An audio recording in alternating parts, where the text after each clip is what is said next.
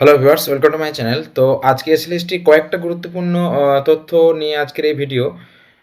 যেটা হচ্ছে প্রথমত যে 9-10-এর যে ইন্টিমেশন লেটার ডাউনলোড যে প্রবলেম, সেই প্রবলেম কীভাবে সলভ হবে। মানে ডাউনলোড প্রবলেম অ্যাকচুয়ালি নয়, ডাউনলোড তো হচ্ছে, কিন্তু কিছু কিছু ক্যান্ডিডেটের, মানে কিছু না অনেক ক্যান্ডিডেটের কিন্তু এইটা ব্ল্যাঙ্ক আসছে, ইন্টিমেশন লেটার কিন্তু ব্ল্যাঙ্ক আসছে। সেইটার কি কারণ এবং সেটা কীভাবে সলভ হবে, প্রথমত সেইটা নিয়ে আজকে আমরা এই ভিডিওতে আলোচনা করব। দ্বিতীয়ত হচ্ছে যে এই 9-10-এর যে ভেরিফিকেশান লিস্ট এখন পাবলিশ করা হয়েছে আগে, এর কি কোনো সেকেন্ড লিস্ট আসবে, এবং সেকেন্ড লিস্ট আসার একটা মানে বিশাল চান্স কিন্তু আছে। আমরা আজকে লজিক্যালি ডিসকাস করব কেন বলছি যে সেকেন্ড লিস্ট কিন্তু আসার একটা চান্স তৈরি হচ্ছে 9-10-এর জন্যে, এবং ফ্রেশারদের কিন্তু একটা চান্স কিন্তু নতুন করে তৈরি হচ্ছে। আর তৃতীয়ত হচ্ছে যে এই এসএলএসটি 2025 নিয়ে আবার একটা নতুন মামলা কিন্তু 10 নাম্বার এক্সপিরিয়েন্স মার্কস এবং এক্সপায়ারি অফ প্যানেল নিয়ে কিন্তু সুপ্রিম কোর্টে কিন্তু এটা নতুন কিন্তু একটা মামলা কিন্তু দাখিল হয়েছে।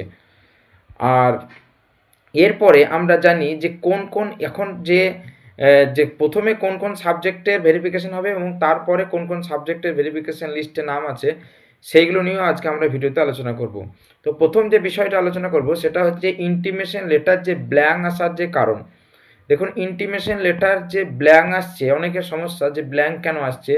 তো প্রথম যেটা মনে হচ্ছিল যে এটা হয়তো কোনো সার্ভারের কারণেই সমস্যাটা দেখা দিচ্ছে, কিন্তু অ্যাকচুয়ালি পরে এই মানে অনেকেই যখন ইন্টিমেশন লেটার ডাউনলোড করলো এবং সেখান থেকে যেটা দেখা যাচ্ছে সেটা হচ্ছে যে কিছু কিছু সাবজেক্টের ইন্টিমেশন লেটারে ডিটেলস আছে আর বাকি সাবজেক্টগুলো কিন্তু ব্ল্যাঙ্ক আছে।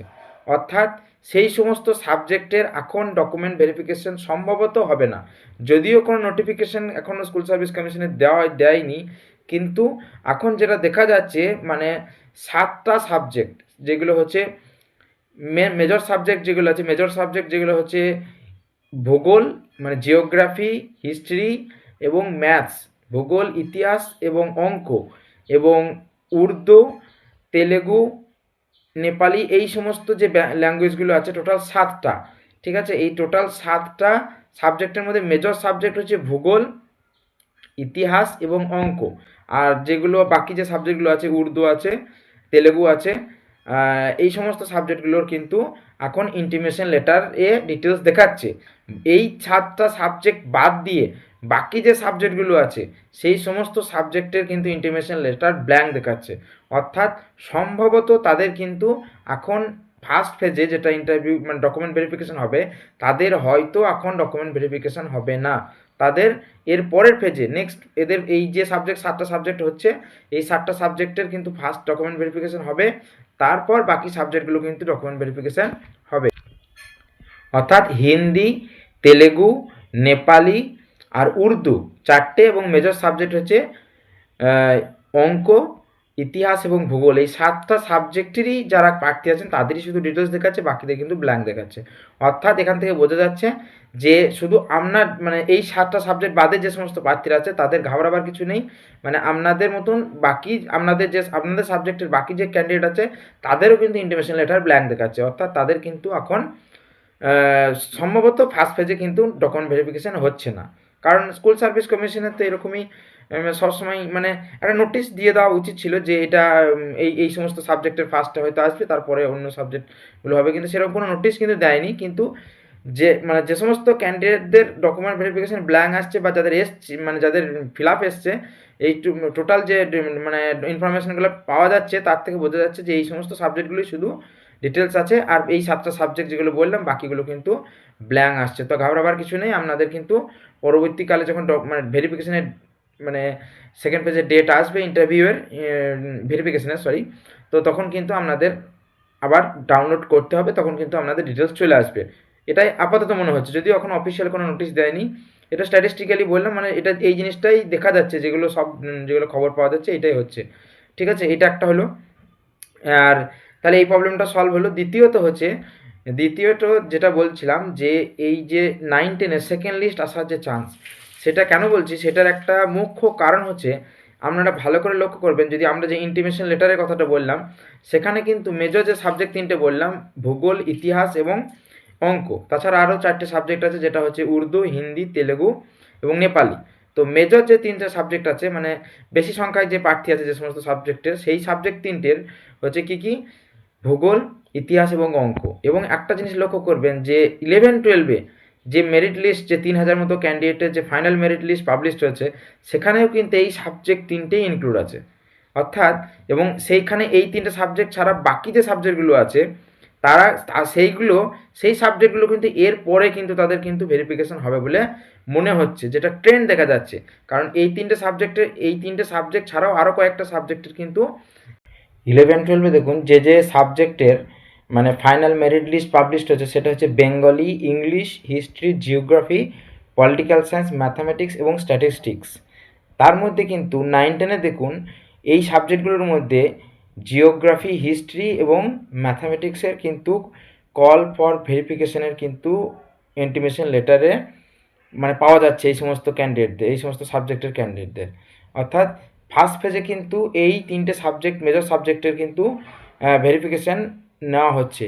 অর্থাৎ এর পরের ফেজে যদি আমরা আন্দাজ করতে চাই কোন কোন সাবজেক্টের কল ফর ভেরিফিকেশানে ইন্টিমেশন পাওয়া যাবে, সেটা হচ্ছে বেঙ্গলি, ইংলিশ, পলিটিক্যাল সায়েন্স এবং স্ট্যাটিস্টিক্স। কেন বললাম? কারণ হচ্ছে এই 9-11-12-এর যাদের ফাইনাল মেরিট লিস্টে যাদের মানে যে সমস্ত সাবজেক্ট কমপ্লিট হচ্ছে, সেই সমস্ত সাবজেক্টই ওইটারই সিকোয়েন্স ধরে কিন্তু 9-10-এর কিন্তু মানে ভেরিফিকেশন এবং ইন্টারভিউ হবে বলে মনে হচ্ছে।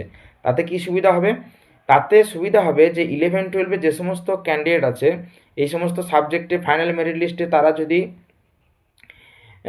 মানে লিস্টেড হয়ে যায় এবং তারা যদি 11-12-এর যদি অ্যাপয়েন্টমেন্ট লেটার পেয়ে যায়, তাহলে তারা কিন্তু আর 9-10-এর ইন্টারভিউ কিন্তু তারা আসবেন না। তাহলে 9-10-এর যে মানে অনেক ক্যান্ডিডেট আছে যারা 11-12 এবং 9-10 দুটো সিটি বুক করে আছেন। তো যদি এই 11-12-এর সিকোয়েন্স ধরে যেহেতু 9-10-এর লিস্ট আসছে, সেহেতু মনে হচ্ছে কমিশনের একটা মানে মানে ট্রেন্ড মনে হচ্ছে যে এইখানে যে সমস্ত 11-12-এর যে সমস্ত সাবজেক্টগুলো কমপ্লিট হচ্ছে, ফাইনাল মেরিট লিস্ট পর্যন্ত যাদের কমপ্লিট হচ্ছে, সেই সমস্ত সাবজেক্টেরই পরেই 9-10-এ কিন্তু ইন্টারভিউ এবং ভেরিফিকেশন নেওয়া হবে। এবং তাতে ওইখানে যে সিটগুলো মানে যারা 11-12-9-10 দুটোতেই মানে নাম আছে, তারা যেহেতু 11-12-এ যদি অ্যাপয়েন্টমেন্ট পেয়ে যায়, তাহলে কিন্তু তারা 9-10-এ আর কিন্তু ইন্টারভিউ আসবেন এবং 9-10-এর যারা ওয়েটিং লিস্টে আছেন বা তারা ওয়েটিং লিস্ট থেকে কিন্তু চান্স পাবেন বা আরও নতুন কিছু ক্যান্ডিডেট কিন্তু 9-10-এর সুযোগ পাবেন যদি এইটাই হয়। এবং দেখে কিন্তু সেই ট্রেন্ডটাই মনে হচ্ছে। দেখুন এখানে যে 18-3-2026-এ যে লিস্টটা মানে ফাইনাল মেরিট লিস্ট যেটা দেওয়া হয়েছে, সেই সাবজেক্টগুলো যদি দেখেন, সেখানে Bengali, English, history, geography, political science, mathematics এবং স্ট্যাটিস্টিক্স আছে। তার মধ্যে দেখুন ফার্স্ট ফেজে যাদের ইন্টিমেশন লেটার পাওয়া যাচ্ছে, সেগুলো হচ্ছে হিস্ট্রি, জিওগ্রাফি এবং ম্যাথামেটিক্স। অর্থাৎ এই সাবজেক্টগুলোর মধ্যেই 3টে আছে। তাহলে বাকি ফেজে, নেক্সট ফেজে বাকি সাবজেক্টগুলো থাকছে, মানে ট্রেন্ড কিন্তু ওইদিকেই যাচ্ছে। অর্থাৎ 11-12-কে আগে নিয়োগ করানোর পরে তারপর কিন্তু 9-10-কে করবে এবং ওই সাবজেক্টটি পিছনে যাচ্ছে। অর্থাৎ ওখানে যে সমস্ত ক্যান্ডিডেটরা পাবে তারা নিশ্চয়ই আর 9-10-এ আসছেন না, তাহলে 9-10-এ কিন্তু সিট একটু ব্ল্যাঙ্ক হবে এবং এতে ফ্রেশার এবং যারা ওয়েটিং লিস্টে আছে তাদের কিন্তু এখানে মানে কল ফর ডকুমেন্ট ভেরিফিকেশনের জন্য তারা কিন্তু সুযোগ পাবেন। এটা কিন্তু একটা ভালো খবর, যেটা এখানে ট্রেন্ড দেখে মনে হচ্ছে। নেক্সট হচ্ছে যে এক্সপিরিয়েন্স 10 মার্কস এবং এক্সপায়ারি অফ প্যানেল নিয়ে কিন্তু নতুন একটা মামলা সুপ্রিম কোর্টে দাখিল হয়েছে। তো এক্সপায়ারি অফ প্যানেল এবং সেটা নিয়ে 10 মার্কসের, যদিও 10 মার্কসের মামলা আগেও সুপ্রিম কোর্টে গিয়েছিল এবং সেখান থেকে আবার হাইকোর্টের কাছে রিটার্ন করিয়ে দেওয়া হয়েছিল, কিন্তু আবার এক্সপায়ারি অফ প্যানেল এবং 10 মার্কসের নিয়ে কিন্তু সুপ্রিম কোর্টে মামলা নতুন করে দাখিল হয়েছে। তো সেটার যেদিন মানে হিয়ারিং ডেট হবে, সেটা অবশ্যই আমরা পরবর্তী ভিডিওতে জানিয়ে দেবো। তো এটা ছিল একটা আপডেট যে নতুন একটা মামলা কিন্তু এখানে করা হয়েছে। আর একটা সমস্যা হচ্ছে যে 3000 মতো ক্যান্ডিডেটের এখানে লিস্ট পাবলিশ করা হয়েছে 11-12-এর ফাইনাল মেরিট লিস্টে। তো সেখানে একটা সমস্যা হচ্ছে যে তাদের সেই সমস্ত ক্যান্ডিডেটদের যে স্কুল সিলেকশন করে দেওয়া হয়েছে, সেই স্কুল সিলেকশনে সেই স্কুলে কিন্তু মানে কোনো একটা সাবজেক্টে, যে কোনো সাবজেক্টে, ম্যাথামেটিক্সে ধরুন কোনো একটা স্কুলে কোনো একটা ক্যান্ডিডেটকে দেওয়া হয়েছে কাউন্সেলিং থেকে, সেই ওই স্কুল চুজ করেছে, কিন্তু সেই স্কুলে গিয়ে দেখা যাচ্ছে ওই স্কুলে কিন্তু ম্যাথামেটিক্সের কোনো ভ্যাকেন্সি নেই। এরকম কিন্তু সমস্যা আসছে এবং এই নিউজ আর্টিকেলটা দেখুন, এখানে কিন্তু বলা হয়েছে এরকমই যে ভ্যাকেন্সি নেই এসএসসির লিস্টে সেই স্কুলের নামও। ভ্যাকেন্সি যে নাই সেই স্কুলের নামও কিন্তু এসএসসি লিস্টে আছে এবং বিপাকে কিন্তু 11-12 যে চাকরি প্রার্থীরা তারা। এটা এখানে বলা হচ্ছে, দেখুন এসএসসি চলতি নিয়োগে প্রক্রিয়ায় এসে পড়ল দাড়িভাটি ছায়া। ভোটের আবহে স্কুল সার্ভিস কমিশন একাদশ দ্বাদশের 10টি বিষয়ে, যে 10টি বিষয় আমি এখনই বললাম যে 10টি বিষয়, এবং সেই 10 ধরেই বললাম 9, 10ও কিন্তু এগিয়ে যাচ্ছে। বিষয়ে 3300টি শূন্যপদের যে তালিকা কাউন্সেলিংয়ের জন্য আপলোড করেছে তা ভুলে ভরা বলে অভিযোগ উঠেছে। ভ্যাকেন্সি না থাকা স্কুলেও কী করে রয়েছে এসএসসি শূন্যপদের তালিকায়, সেই প্রশ্ন উঠছে। অর্থাৎ এখানে আর একটা প্রশ্ন বড় করে উঠে যাচ্ছে যে যদি এরকম হয় যে কোনো একটা ক্যান্ডিডেট 11-12 যে স্কুল সিলেক্ট করেছে বা যে স্কুলের নাম স্কুল সার্ভিস কমিশনের লিস্টে আছে ব্ল্যাঙ্ক বলে কোনো সাবজেক্টের, সেইটা যদি ব্ল্যাঙ্ক না থাকে তাহলে কি 2016 ক্যান্ডিডেটদের যে ভ্যাকেন্সি ছিল সেই ভ্যাকেন্সি কি এই 2025 এসএ লিস্টে অ্যাড করা হয়নি? এটা কিন্তু একটা বড় কোয়েশ্চেন মার্ক এখানে কিন্তু এইটার পরে কিন্তু দাঁড়িয়ে যাবে কারণ কি তাহলে 2025 যে ভ্যাকেন্সিটা দেওয়া হয়েছে সেখানে কি 2016 সালের যে ভ্যাকেন্সিটা ছিল সেই ভ্যাকেন্সিটা এখানে অ্যাড কি হয়নি? সেই ভ্যাকেন্সি কি এখনও ব্ল্যাঙ্ক দেখানো হয়নি এই 2025-এ? তা যদি হতো তাহলে সেই যে স্কুলে ব্ল্যাঙ্ক থাকার কথা সেখানে সেই সাবজেক্টের কী করে ভ্যাকেন্সি থাকছে না, সেটা কিন্তু একটা বড় কোয়েশ্চেন এখানে হচ্ছে। তো সেই সমস্যার সমাধান নিশ্চয়ই স্কুল সার্ভিস কমিশন কোনো মানে করবেন, কোনো একটা মন্তব্য আসবে চেয়ারম্যানের পক্ষ থেকে। তো সেটা এখান থেকে এই যে নিউজ আর্টিকেলটা দেখা যাচ্ছে সেখান থেকে কিন্তু একটা বড় কোয়েশ্চেন এখানে রাইজ হচ্ছে যে তাহলে কি 2016 যে ভ্যাকেন্সি সেটা কি 2025-এ অ্যাড হয়নি? তো এটা কিন্তু একটা, যদি না হয় তাহলে পরবর্তীকালে সেটা নিয়ে কিন্তু আবার মামলা হবে এবং কিন্তু সেই ভ্যাকেন্সি যদি আবার পরবর্তীকালে অ্যাড হয় তাহলে কিন্তু অনেক ভ্যাকেন্সি কিন্তু আবার বাড়বে এবং অনেক ক্যান্ডিডেট যাদের 1 নাম্বার 2 নাম্বারের জন্যে তারা পাননি সুযোগ, তারা কিন্তু এখানে সুযোগ পাওয়ার একটা বড় সম্ভাবনা তৈরি হবে যদি 2016 ক্যান্ডিডেট 16 ভ্যাকেন্সি যদি এই 2025-এ যদি বা অ্যাড না হয়েছে। তো দেখা যাক এখন কমিশনের তরফ থেকে কি এখান থেকে বক্তব্য আসে। তো এই সমস্ত তথ্যগুলি আজকে জানানো হচ্ছে। তো আজকে ভিডিও অবধি, ধন্যবাদ।